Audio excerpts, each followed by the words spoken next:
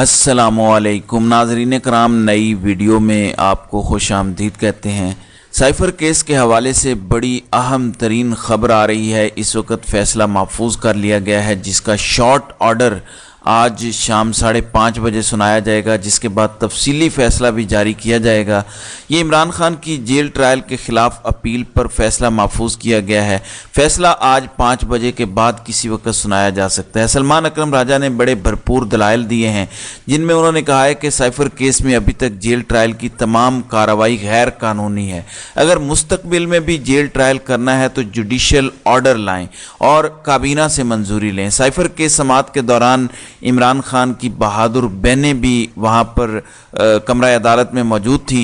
नाज़रीन इकराम, जो समाअत हुई है उसकी तफसीलात में तो मैं नहीं जाऊँगा। मेरे नज़दीक दो बातें बड़ी क्लियर हैं। एक, साइफ़र केस आइंदा भी यही जज अबुल हसनात ही सुनेंगे और जेल की बजाय ओपन ट्रायल जो है वो होगा।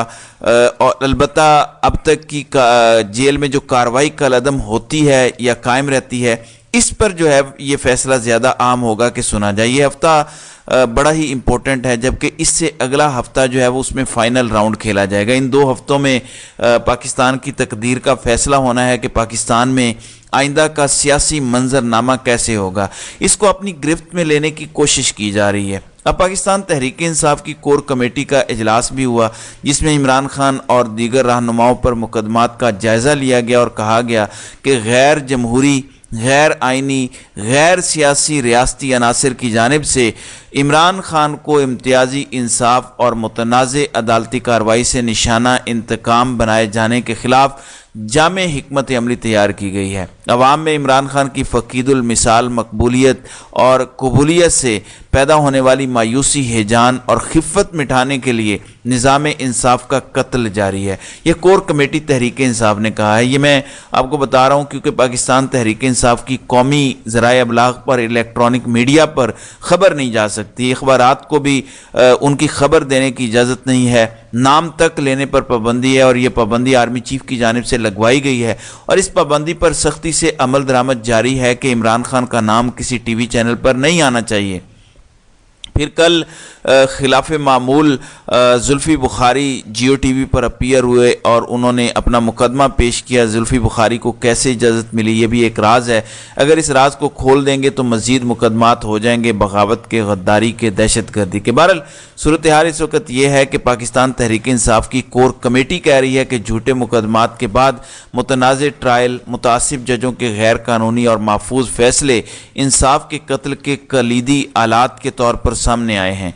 आईनो कानून से संगीन इन्हिराफ, मुनसिफाना समाअत और इंसाफ तक रसाई के बुनियादी हुकूक की बहिमाना पामालियों पर अदालत उज़्मा की चश्म पोशी इंसाफ के कातलों की हौसला अफजाई का सामान कर रही है। कोर कमेटी ने यह भी कहा कि इमरान खान को जबरी सज़ा सुनाने के लिए ट्रायल्स को बर्क रफ्तारी से चलाने और उन्हें इंसाफ से महरूम करने के लिए महफूज फैसलों के अंबार लगाने की काबिल मजम्मत कोशिशों का भरपूर मुकाबला करेंगे। कोर कमेटी की जानिब से कमोबेश 2 हफ्तों की जबरी गुमशुदगी के बाद मरकज़ी एडिशनल सेक्रेटरी जनरल अली नवाज़ अवान की किंग्स पार्टी के ड्राइंग रूम से बरामदगी शर्मनाक करार दी गई। मुल्क में अगवा बराए बयान और जबरी गुमशुदगियों के मामले पर भी अदलिया, खुसूसन वज़ारत उज़्मा का किरदार, अदालत उज़्मा का किरदार मायूस कुन है। जमहूरियत और सियासी अमल के वहशियाना कत्ल में अदलिया की खामोश मुआवनत तहरीक इंसाफ की बजाय दस्तूर के तारो पोद बखेरने का सबब बन रही है। तहरीक इंसाफ की कोर कमेटी ने यह भी कहा कि अगवा बराए बयान का मकरू धंधा चलाने और सियासत व जमहूर की हुर्मत पामाल करने वाले रियासती कारिंदे पाकिस्तान को जवाल और इन्हितात की जानिब धकेल रहे हैं। मुल्क की मकबूल तरीन सियासी जमात के खिलाफ रियासती पागलपन, बुनियादी हुकूक और हक के नुमाइंदगी की तौहीन के ज़रिए अवाम को शदीद रद्द-ए-अमल पर उकसा रहा है। कोर कमेटी ने कहा कि जमहूरियत की मंशा को रोंदने और रियासती इस्तबल में पाले जाने वाले टटुओं से इक़्तिदार के ऐवान आबाद करने के मज़मूम मक़ासिद मंसूबे उसी तरह नाकाम होंगे जैसे पिछले 18 माह से नाकाम हैं।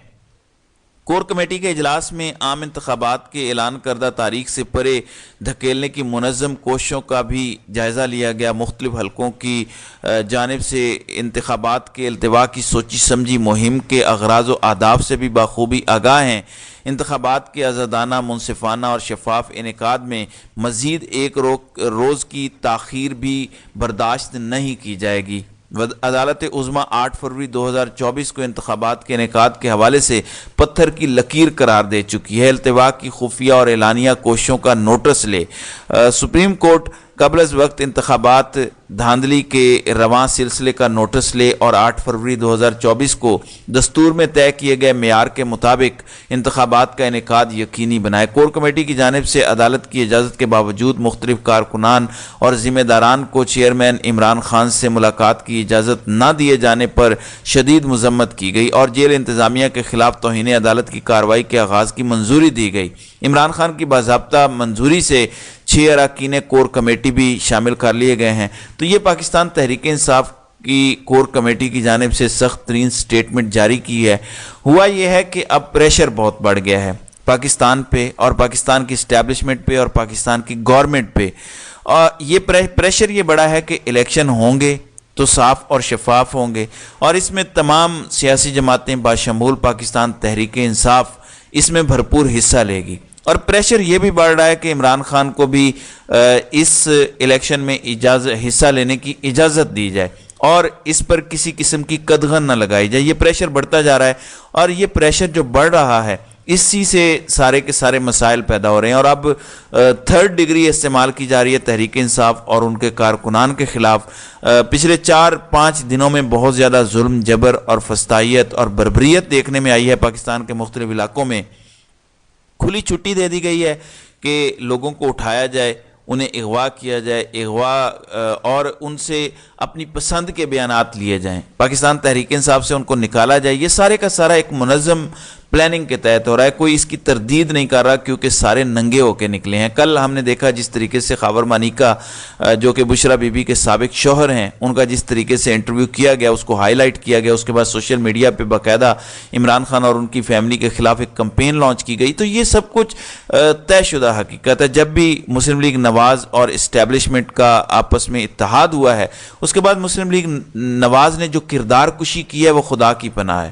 سب سے پہلے محترمہ بے نظیر بھٹو کے خلاف یہ حربہ استعمال کیا گیا، ان کی نازیبہ تصاویر جو کہ فیک ہوتی تھیں، الیکشن کمپین کے دوران ہیلی کاپٹر سے وہ گرائی جاتی تھی تاکہ پاکستان کے عوام کے اندر پرسیپشن جائے کہ بے نظیر بھٹو لادین ہیں۔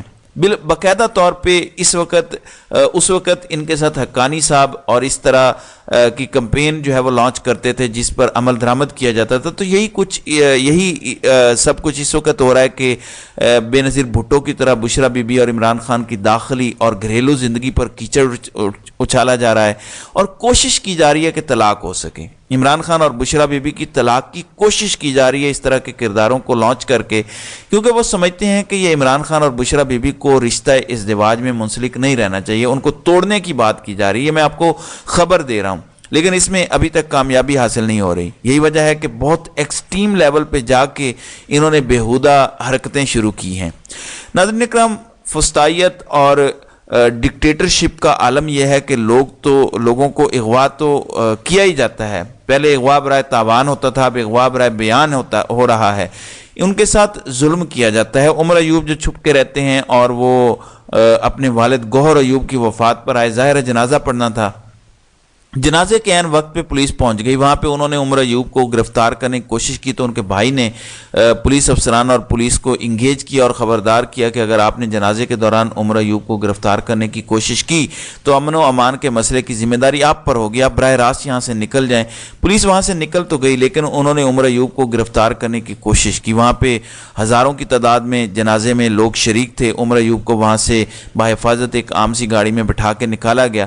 تو اس لیے ان سے کسی قسم کی بھی کوئی توقع کی جا سکتی ہے، خاص طور پر شریف فیملی، مسلم لیگ نواز، یہ کوئی سیاسی جماعت نہیں ہے، یہ مختلف مراحل سے گزر کے سیاسی جماعت نہیں بنی۔ یہ تو آپ جنرل ایوب خان اور جنرل جیلانی کو داد دیں، میاں شریف نے بچے کو حوالے کیا جنرل ضیاء اور گورنر جیلانی کے، اور انہوں نے ان کو اکوموڈیٹ کیا اور آج تک یہ سلسلہ چل رہا ہے۔ بہرحال آج کا دن بڑا امپورٹنٹ اس لیے ہے کہ آج پھر جو ہے وہ دوبارہ سماعت ہوئی ہے عمران خان کے سائفر کیس کی، جو مکمل ہوئی ہے اور اس پر فیصلہ محفوظ ہوا ہے، اور آج ہی یہ فیصلہ سنایا جائے گا۔ جبکہ دلچسپ بات یہ ہے کہ چیف جسٹس عامر فاروق اور میاں گل حسن اورنگزیب 2 بجے سماعت کریں گے نواز شریف کے ایون فیلڈ اور العزیزیہ کے مقدمات کی، جس میں ان کو 7 سال اور 14 سال سزا ہوئی ہے۔ تو عدلیہ پر ڈبل پریشر ہے اس وقت۔ یہ کہتے ہیں کہ ایک جانب کرش کریں عمران خان اور پی ٹی آئی کو، یہ پروجیکٹ ہے، یہ ہمارے حصہ دار بن جائیں اور ان کو کچلنے میں ہماری مدد دیں۔ اب یہ کورٹ سے ایک حد تک ہی فیور دے سکتی ہیں۔ ڈیمانڈ یہ ہے کہ عمران خان کو سزا دیں، عمران خان کو ڈسکوالیفائی کریں، 7 سال سے 14 سال تک سزا دیں، سزائے موت تک کا کہا جا رہا ہے۔ جبکہ دوسری جانب نواز شریف کے لیے پریشر عدلیہ پر یہ ہے کہ میاں صاحب کو کلین چٹ دیں، انہیں ہم نے اقتدار کے ایوانوں تک پہنچانا ہے۔ تو یہ ایک رسہ کشی چل رہی ہے۔ بہرحال دیکھتے ہیں کہ اس کا آئندہ آنے والے دنوں میں نتائج کیا برآمد ہوتے ہیں۔ تو ناظرین اکرام، آپ کی اس ویڈیو کے حوالے سے کیا رائے ہے؟ آپ اپنی رائے کا اظہار کامنٹ سیکشن میں ضرور کیجیے گا۔